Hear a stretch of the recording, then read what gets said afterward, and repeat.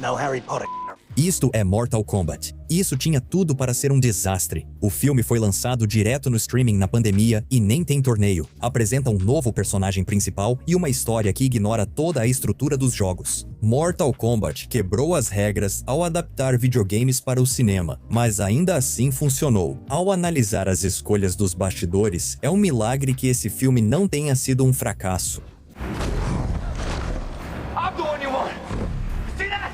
A ideia por trás de Mortal Kombat daria um filme bem direto, ou pelo menos deveria ser. É um torneio para salvar o universo em um plano alternativo de existência, onde 3 heróis do nosso mundo vão e lutam contra demônios, magos e uma série de ninjas multicoloridos. E ainda assim, não foi isso que os executivos da New Line Cinema quiseram fazer com esse filme. Como eu disse, essa versão de Mortal Kombat não é uma história de torneio, o que deveria ser ilegal. Como adaptar Mortal Kombat sem usar o torneio como foco da trama? O filme, em vez disso, escolhe contar as maquinações de bastidores de um feiticeiro corrupto enquanto ele tenta manipular o resultado do próximo torneio, acompanhando um grupo de pessoas que estão todos ligados por uma marca de nascença sagrada, enquanto correm contra o tempo para tentar desbloquear suas habilidades sobre-humanas adormecidas e se preparar para um torneio que está por vir. Isso pode ser o fim do universo como conhecemos. O interessante é que essa adaptação parece um problema de Surf Drácula, mas não é. Surf Drácula é um tweet famoso que resume bem a dificuldade que muitos têm ao ver séries e filmes atuais, caso você não conheça por estar afastado nos últimos 20 anos. Antigamente, um programa chamado Surf Drácula mostrava Drácula surfando em todos os episódios.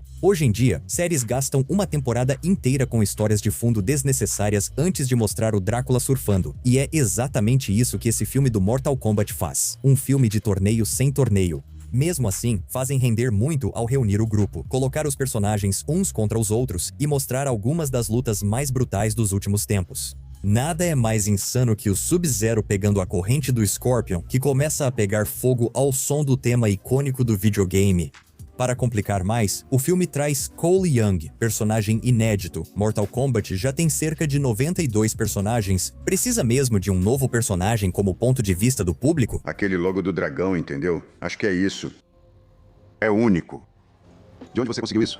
Tão chocante quanto bizarro, a construção de Cole é tão básica que parece ofensiva. Um lutador de MMA azarado, Cole é recrutado para lutar pelo destino do universo e se une a outros do Reino da Terra, descobrindo habilidades e a vontade de defender nosso reino das forças do mundo exterior. Vai saber? Talvez esse bonitão, mais modelo da Calvin Klein que artista marcial, tenha o necessário. Provavelmente não, mas vai saber. Interpretado por Lewis Stan, Cole Young parece ser o mais sem graça dos protagonistas substitutos. Sua motivação é proteger a família e seus poderes? Ele ganha uma pele dourada de tatu que não lembra Mortal Kombat. Cole parece deslocado. Johnny Cage, Liu Kang ou outros personagens funcionariam tão bem ou melhor em seu lugar. Esse tipo de decisão desconectada rapidamente mata o ritmo de uma grande adaptação. É o mesmo erro estranho que o primeiro filme do Hellboy cometeu ao introduzir o agente Myers, adicionando um personagem inédito que não fazia ideia de como o mundo funcionava, só para que nossos personagens favoritos tivessem alguém para quem pudessem explicar as coisas naturalmente. O problema dessa escolha, porém, é que você acaba gastando um tempo valioso da história com um personagem de quem ninguém realmente se importa. Essa ideia parece suficiente para desagradar qualquer fã antigo de Mortal Kombat. Essa série de jogos nunca explicou por que os personagens disparam lasers pelos olhos, bolas de fogo pelas mãos ou viram dragões gigantes. Isso é simplesmente aceito como parte da lógica dos videogames. Nessa adaptação, decidiram responder a uma pergunta que ninguém fazia e corrigir uma falha em um universo já aceito. Mas no cinema, as coisas são diferentes. E a resposta que eles encontraram foi arcana. Basicamente, algo que todos nós temos dentro de nós, como uma mistura da ideia de magia de Harry Potter ou de como George Lucas tentou explicar a força. A força está em todo lugar. Ela reside em todos os seres vivos. É o que concede poder a um Jedi. Todos possuem alguma arcana, mas só alguns conseguem estudá-la e invocá-la, resultando em situações como esta. Pass me up, bro! Era isso, não era? Olha, Mortal Kombat não é Cidadão Kane, e nem precisa ser. O filme, mesmo com essas falhas estranhas, é muito divertido. Tem uma boa dose de humor, um elenco ótimo, algumas cenas de luta incríveis e um estilo visual que é exatamente o que um fã de Mortal Kombat sempre quis. Basta ver o design do traje do Scorpion ou a luta dele com Sub-Zero, acerta em cheio no visual do jogo. O filme sabe que queremos ver esses personagens lutando e entrega exatamente isso. Quer ver Jax perdendo os braços? Acontece. Quer ver Sub-Zero fazendo chover gelo? Com certeza. Embora, sinceramente, isso poderia ter sido feito um pouco melhor. Mas, de verdade, tudo o que você quer está aqui. Até mesmo uma luta brutal com o príncipe meio-dragão de 4 braços favorito de todo mundo, o Goro. É claro que o Goro também faz neste filme o que ele faz de melhor em todas as histórias de Mortal Kombat. Ele morre, mas isso não vem ao caso. É legal quando ele aparece na tela. Os efeitos em CGI e o design dos personagens lembram muito o jogo. Teria sido mais interessante se fosse um fantoche gigante como no filme original? Talvez. Ainda assim, é uma versão incrível do personagem. No fim, Mortal Kombat enfrenta os mesmos problemas de muitas adaptações modernas de videogame. Muitos personagens, pouco a fazer, construção de mundo meio boba e trama fraca, mas sabe no que o filme acerta? O alcance, tom e escala ideais para um filme de Mortal Kombat. Leva a sério os pontos certos da história e deixa o restante ser exagerado. Uma abertura no Japão feudal, mostrando a origem trágica do Scorpion, foi fantástica e é o tipo de ideia que se espera de um filme de Mortal Kombat. Em mãos menos habilidosas, isso seria um típico Surf Drácula. Passaríamos o filme inteiro no Japão do período Edo, aprendendo sobre o Scorpion e simpatizando com ele, mas eles conseguiram fazer isso. Eles dão o suficiente para entender o personagem. Depois, seguem para os tempos contemporâneos, mas aí começamos a entrar em águas turvas. Todas essas ideias pareceriam colocar esse filme no caminho errado desde o início.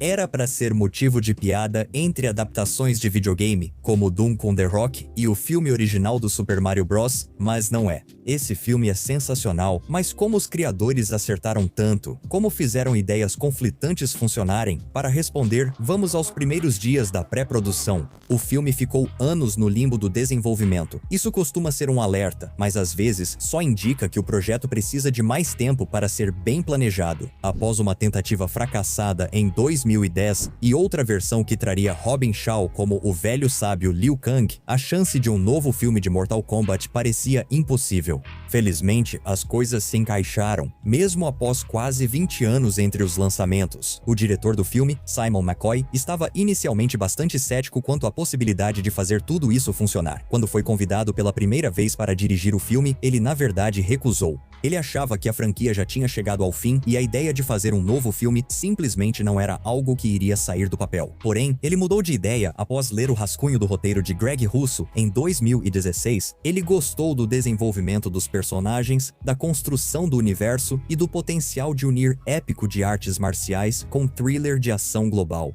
Ele compreendeu o objetivo de Russo, valorizar o material original e levar o tom dos videogames para o cinema mundial. Mas não só a história precisaria ser trabalhada. Também havia esse pequeno problema de que, depois que o filme foi gravado, uma pandemia global fechou os cinemas do mundo inteiro e a Warner Brothers tomou uma decisão que, na época, ninguém achava possível: lançar toda a programação direto na HBO Max. Como Mortal Kombat se sairia ao ser lançado direto para o público em casa? O que isso representaria para os poucos cinemas que exibissem o filme? As batalhas criativas teriam sido em vão? Quando estreou nos cinemas em 23 de abril de 2021, teve um ótimo desempenho. Graças ao boca a boca positivo no streaming, arrecadou cerca de 85 milhões de dólares mundialmente, surpreendendo, já que o mundo estava praticamente fechado. Elogiado pela crítica, a reação geral foi: esse filme é meio estranho e meio bobo, e também se leva um pouco a sério demais, ao que a única resposta apropriada é: sim, é um filme de Mortal Kombat. A única crítica ao filme é a pouca participação do Liu Kang.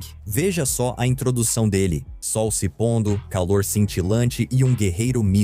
Mesmo assim, ele quase não aparece no filme. É muito óbvio que os responsáveis não queriam que ele fosse o personagem principal do filme, porque achavam que isso associaria demais o reboot à versão da franquia do Paul W.S. Anderson. No entanto, Liu Kang é Mortal Kombat. Se Cole Jung fosse só Liu Kang, sem saber sobre seus pais ou origem, tudo estaria resolvido. Coloquem mais Liu Kang nos filmes. Todo o filme ficaria melhor. Matrix, Liu Kang. Diário de uma Paixão, Liu Kang. Star Wars, Liu Kang. Façam isso.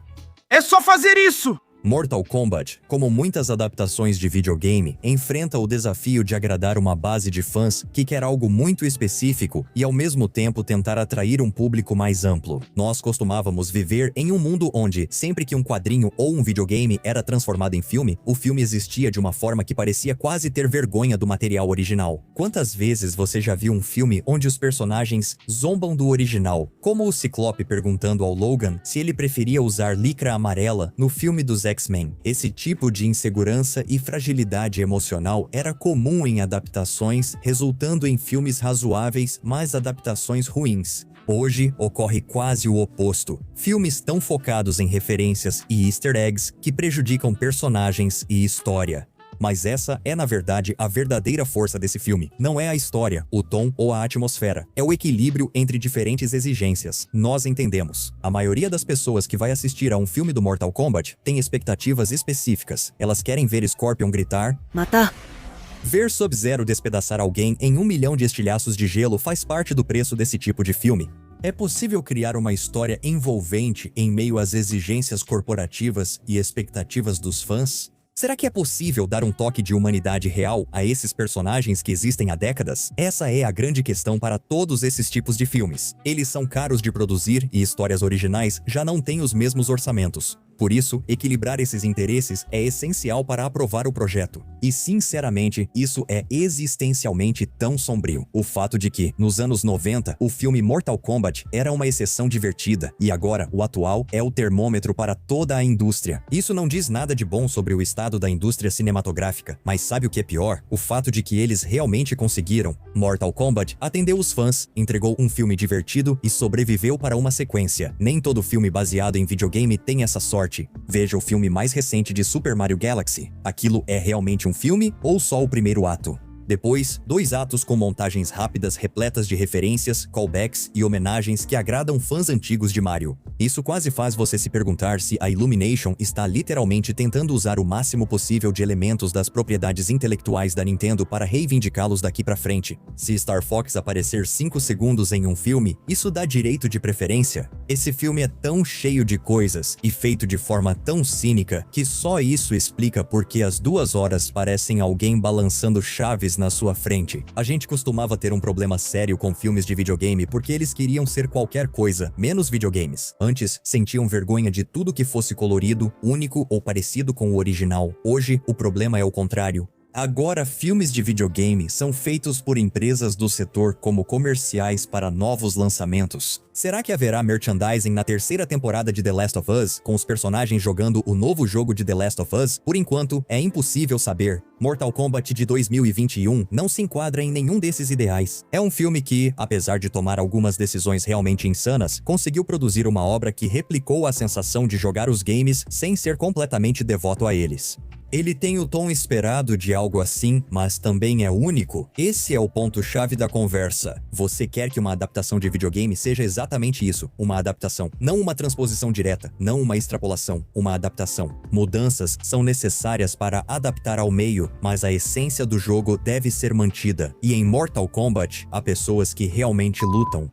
E bem, é isso que temos para este episódio. O que você acha? Existe a possibilidade de um novo filme do Mortal Kombat ser bom? A Warner adiou por 6 meses para o verão para dar ao filme a melhor chance de ter um grande retorno de bilheteria. Conte pra gente nos comentários abaixo. E como sempre, por favor, curta, compartilhe e se inscreva para mais vídeos do Nerdstalgic como este.